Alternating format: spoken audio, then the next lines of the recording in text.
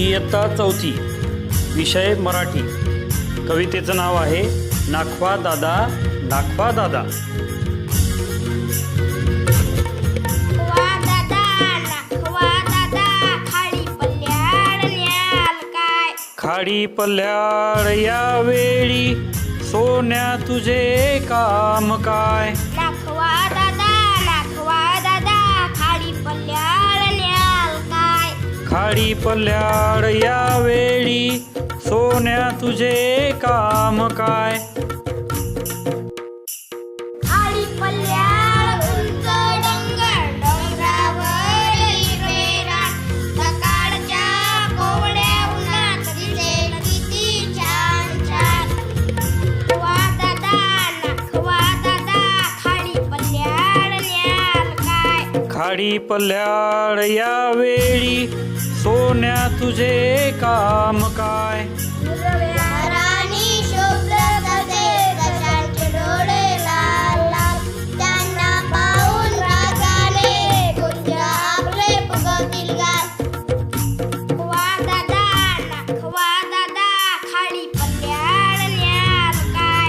खाडी पल्ल्याड या वेळी सोन्या तुझे काम काय.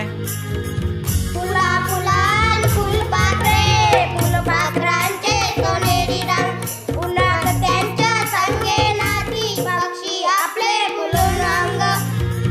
वा दादा नाखवा दादा खाडी पल्ल्याड न्याल काय.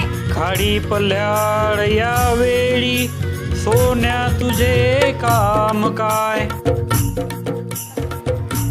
पाना पानात दवबिंदूचे हिरे. कोवळ्या उन्हात झगमगती आभाळाचे निळे बाग. वा दादा नाखवा दादा खाडी पल्ल्याड न्याल काय. खाडी पल्ल्याड या वेळी सोन्या तुझे काम काय. आभाळात रंगीत ढगांमागे इंद्र कमान. कमानीवर घेऊन झोके पाहायचे आहे खाडीची शान. वा दादा नाखवा दादा खाडी पल्ल्याड न्याल काय. खाडी पल्ल्याड या वेळी सोन्या तुझे काम काय. नाखवा दादा खाडी पल्ल्याड न्याल काय. सोनसळ्या कवळशा न नेऊन चालेल काय.